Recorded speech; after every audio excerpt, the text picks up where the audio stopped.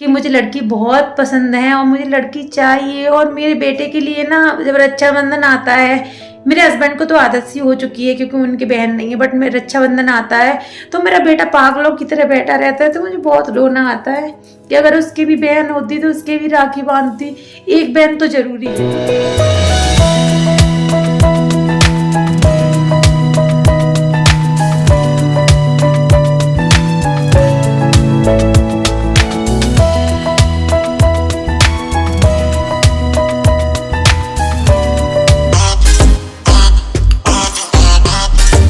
Hello everyone, good afternoon. कैसे हो आप सभी? तो अभी हो रहा है दोपहर का समय और मैं सारे काम से हो गई हूँ फ्री। काफ़ी लेट हो जाती हूँ आजकल क्योंकि धीरे धीरे करती हूँ सारा काम, इस वजह से। और अभी जस्ट अभी नहा के आई हूँ कुछ टाइम पहले ही, और सारे काम से तो हो गई हूँ फ्री। और अभी हम आ गए हैं रेलिंग पे, आप लोग देख सकते हो। अजीब सा हो रहा है ना, धूप भी हो रखी थी, तब से मैं सुबह भी धूप में बैठी थी। इधर ही मैंने ब्रेकफास्ट किया था। और आज हमारे घर एक चीज़ आई है, मैं बहुत टाइम से बोल रही थी, सर्दी पूरी निकल गई लेकिन आई नहीं थी, फर्स्ट टाइम आई है। मैं बताती हूँ क्या आया हुआ है। तो हमारे आए हुए गन्ने, सुबह सुबह अनिल गए थे मंदिर, तो मंदिर जाने से पहले लेके आए थे। तो मंदिर जाने से पहले लेके आए थे ये, तो मैं आपको दिखा देती हूँ कितने सारे गन्ने हैं। तो ये है लक्ष्य, हाय। और ये है गन्ने, और ये कौन है? ये बन्ना।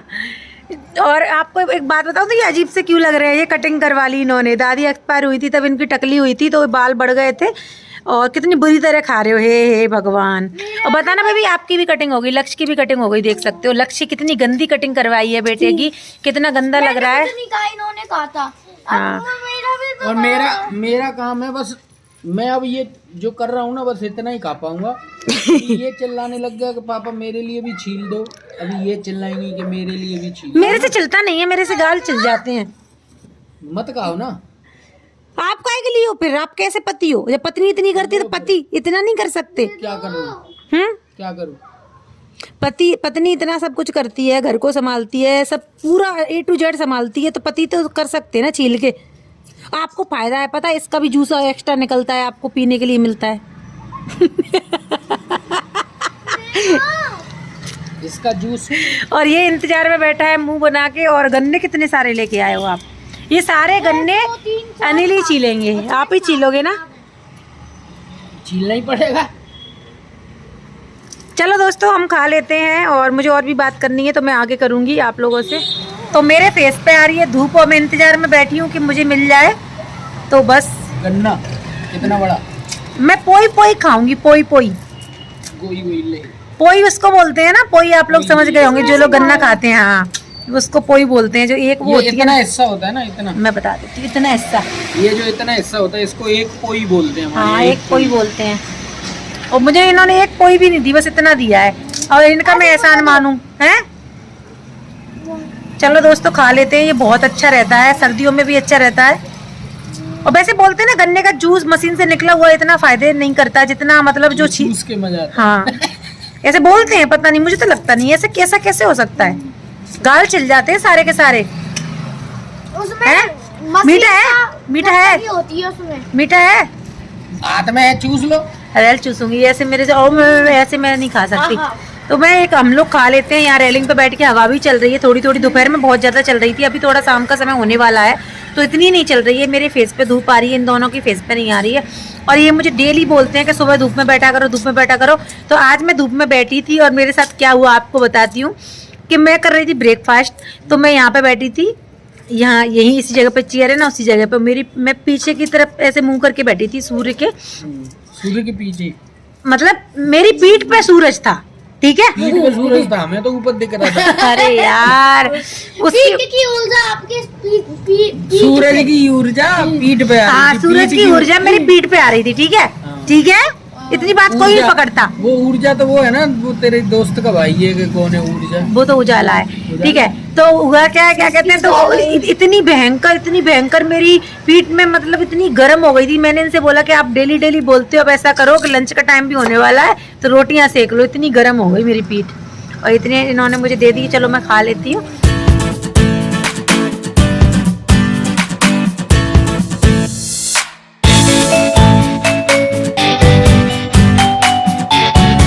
फाइनली हम लोगों ने गन्ना खा लिया है और पेट एकदम फुल हो चुका है यार। बहुत टाइम बाद खाया, काफ़ी अच्छे लगे, लेकिन मैंने भी छिल के खाया था तो मेरे भी ये गाल ना छिल गया अंदर से।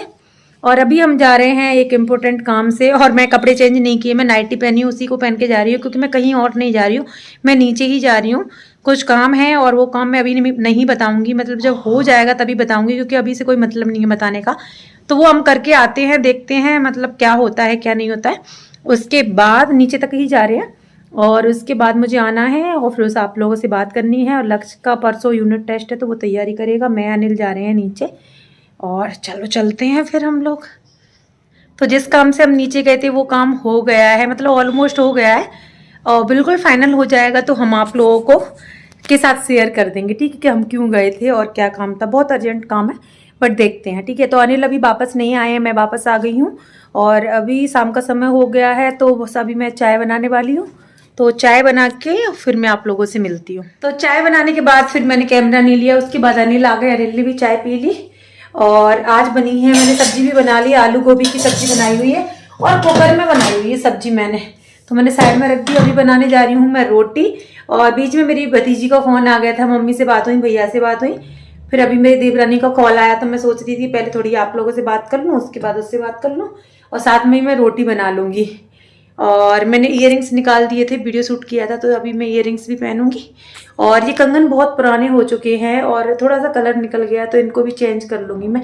और आज मैंने नेल पेंट भी लगाई थी, देख सकते हो, ये नेल पेंट लगा के कितना अच्छा लगता है ना, बहुत अच्छा फ्रेश फील होता है। तो चलिए मैं बना लेती हूँ डिनर और मुझे आप लोगों से बात करनी है, समझ में नहीं आ रहा कैसे करूँ, अभी करूँ या बाद में करूँ। तो चलो अभी कर लेती हूँ। मुझे ना लड़की गोद चाहिए, बहुत टाइम से मैं बोल रही हूँ, 2 साल से अपने घर वालों से कोई नहीं, मतलब घर वालों से तो डिस्कस किया था, बस मैंने अपने हस्बैंड को ही बोला था बहुत बार। तो स्टार्टिंग में वो मुझसे बोलते रहे कि हाँ ले लेना, क्योंकि मुझे लड़की चाहिए ही चाहिए, क्योंकि मुझे लड़की पहली बार तो बहुत पसंद आती हैं और बहुत सारी चीज़ें हैं यार। जब लड़के बड़े हो जाते हैं तो चाहे कितना भी आप संस्कार दो, कितना भी कुछ करो, बट होता है, ठीक है। लड़की जितनी माँ बाप के लिए करती है उतना लड़का नहीं कर सकता है, ठीक है। मैं सब लड़कों की नहीं बोल रही हूँ बट मैं अपनी, मतलब मैंने देखा है ज़्यादातर। और ये मैं बात लक्ष्य के सामने करती हूँ तो लक्ष्य चिढ़ जाता है, बोलता है मम्मा मैं करूँगा नहीं आपकी। तो मैंने बोला बेबी मैं आपके लिए पर्सनली नहीं बोल रही हूँ। और दूसरी बात, लड़कियों के लिए कपड़े कितने क्यूट मिलते हैं और मतलब बहुत ज़्यादा तमन्ना है कि मेरी लड़की हो।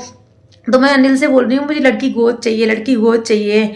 लेकिन बहुत सारे लोगों से भी मैंने डिस्कस किया, ससुराल में भी डिस्कस किया, बट सब लोगों ने यही बोला कि देखो सीधी सी बात है, अगर तुम कर सकते हो तो करो बच्चा, क्योंकि ऐसा तो है नहीं कि तुम कर नहीं सकते हो। दूसरी बात अगर रिलेशन में लेना है किसी का बच्चा तो रिलेशन में, ये पहली बात तो हमारे रिलेशन में ऐसा कोई है नहीं जिनके बहुत सारी लड़कियां हो जो अपनी लड़की दे सके।